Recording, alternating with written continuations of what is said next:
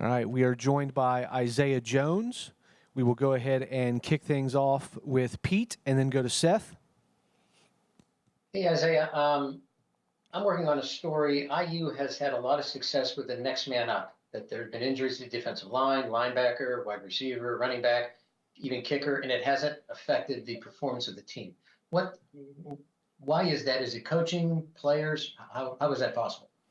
Yeah, I think that's just the mentality of the team, and it starts with Coach Sig. There's a standard in every room and as a team, and if one guy goes down, there should be no let off and no difference in the guy that steps in, and that's what makes the team special. Is I know in the linebacker room or the D line room and on the defense, entirely, if one guy goes down, it's the next man up, and the standard we have on the defense and on the team is there should be no let up, and you should be able to step in and fill that guy's shoes.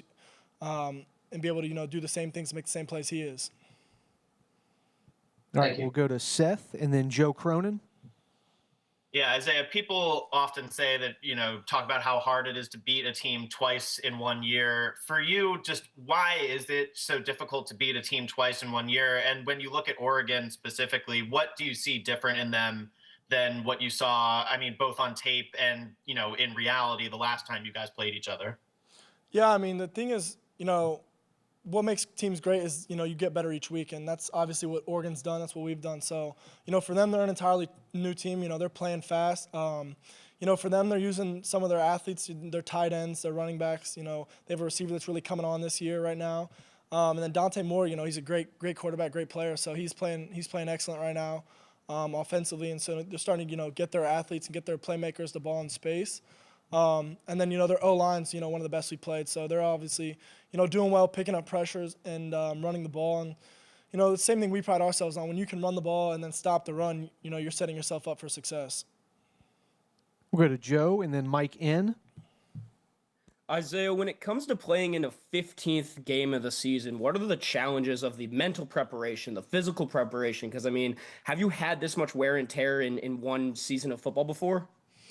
No, I don't think anyone at this point really has probably had this much, with the new college football playoffs and all the playoff games. 15 seasons or 15 games, a season is long, but for us it's a one week mentality. And we know that complacency kills, and so that's something we fight every week.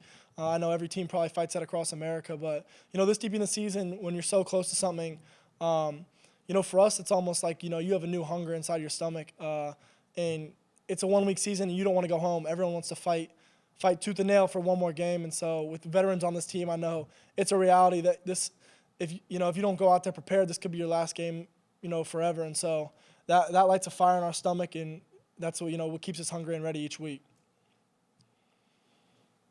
We'll go Mike N and then Adam Rittenberg. Yeah, Isaiah, you faced obviously Ohio State, Alabama, Oregon in the regular season, and very star-laden lineups. And you mentioned kind of the athletes, but what does Oregon maybe do better than those other two teams, or what's their strength kind of compared to them? Yeah, I think Oregon's O-line is pretty talented. Just with IDing blitzes, pass protection, and then running the ball. If you can run the ball, that opens up your play actions, that opens up your deep shots. That's when you can get in, your pass sets.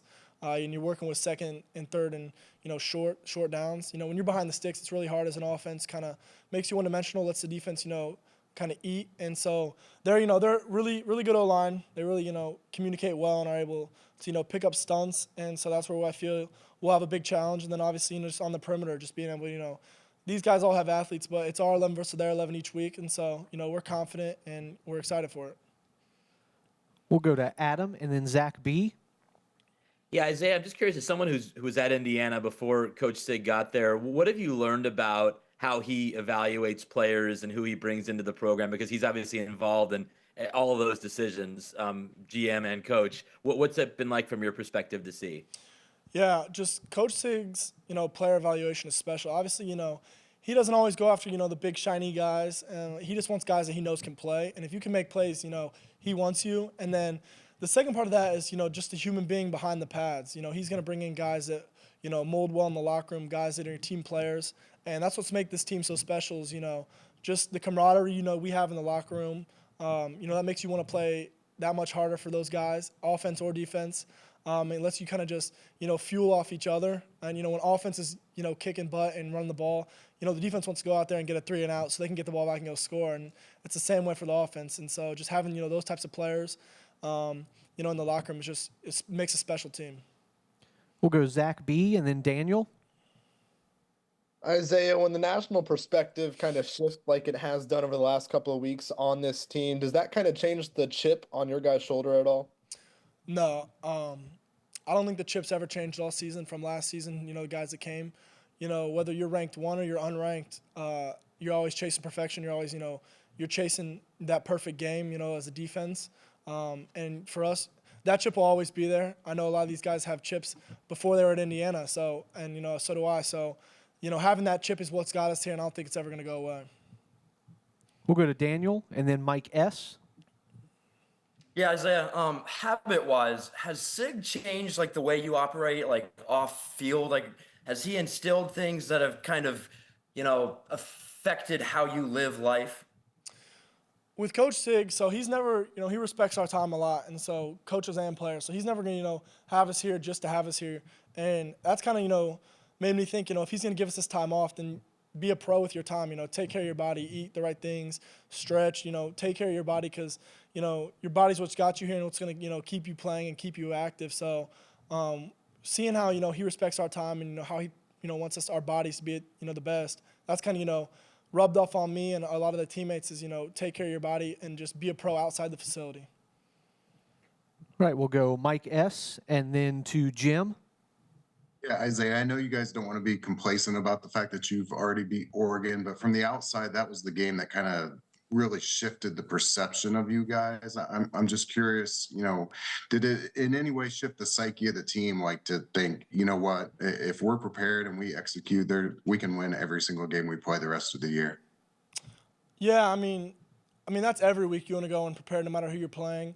And I think that's what made this team special is, no matter who we're playing, whether it's, the number 1 ranked team or an unranked team, like I said, we're chasing that perfect game. We're chasing perfection. And no matter who we play, if we're chasing perfection and we go out there and do our 111th, we can play with anybody in the country. And I think that just the last game at Oregon showed that. And then just the games from then on, it's just us out there chasing perfection, doing your 111th, flying to the ball, fast, physical. And for us, that's the makeup of our team. That's the makeup of our defense. We'll go Jim and then to Dan. Isaiah, you guys went like 25 days, whatever it actually was, without playing a game, and now you're going to potentially play 3 top-level games in a span of 19 days. Which do you guys prefer? Which do you prefer? And has your teammates, if you've talked about that, do you think would be better? Yeah, I had heard, about the teams with the bye, the curse, and all that. No one really pays attention to that. For us, I think we were all getting pretty antsy with that 25-day break. We were all kind of itching to get back out there. And, what makes this team special is we have a lot of guys that just love football. And so I think if you gave us a game every single day, these guys would go out there ready to play, fired up, and, you want to get tired of it. So, this team's excited. This team loves playing together and loves, playing for each other. And, the 25-day break was long. It was a lot of, time that we felt like we were just sitting around, waiting to play, see who we were going to play. So for us, we're excited. It's one game at a time. It's a 1-week season right now. And so right now, all we have on our minds is Oregon, and we're excited to go out there and play. We'll go to Dan, and then we'll wrap up with Lou. Isaiah, when you look at Coach Sig and just what he brings to the table, how he leads and what he chooses to do, just the way he goes about and how he is as a coach. Is there anybody that you've had as a coach growing up that can kind of parallel that, or has he been totally unique in the way that he approaches the game and how he approaches the team? Yeah, I think, Coach Sig's one of a kind. And obviously, it stems from maybe where he's been before with, Coach Saban, but I wouldn't know about that. I just know Coach Sig is a one of a kind I've been around. Just the way he handles business, the way he handles, the team, and, takes that leadership role and owns that. He just instills, confidence in his team, and that's something, I feed off of. I know a lot of guys feed off that. And just when you have a coach that's that confident and, believes in you with no doubt, I mean, that makes your guys play like their hearts out for the guy. And, when he goes out there and, maybe sticks his neck out in the media and, says things that some people don't agree with, when we see that, He's not just a coach that's in the team room saying these things. He'll go out there and say it to the media and to the world. And so when you see that, it's like, why would you not want to, put your heart on the field for the guy? All right, Lou, bring us home with Isaiah. Isaiah, during your recent answers to questions, you mentioned the word special more than one time. I mean, in terms of the camaraderie, the feeling with the team. But has there been any introspection in terms of relation with the community and the fans of what you've done already being special in terms of coming to this point in the season as the top ranked team in the country, being undefeated, and having the chance to play for the national title? Yeah, I love the Hoosier fan base, and I know in the past few years or maybe decades, it's been rough, but I think just the two things I can go back to are our two postseason games. The last two games we played, both have felt like home games, and that just shows the love Hoosier Nation has for this team, and they've been waiting for the opportunity like this, and I'm glad to be able to be a part of it, and to go out there and wear the Indiana Hoosier across my chest. It's almost probably more important than the name on my back, to be honest. To go out there and give these fans this and give them what they've deserved. You see them show up, and these last two games felt like home games, and I know they'll travel well to Atlanta, so I'm excited for that game too. And just to be able to give this fan base this opportunity, because I know it's a ride for them just like it is for us, and we're not done yet, and I'm excited to see them in Atlanta. Great. Thanks, Isaiah.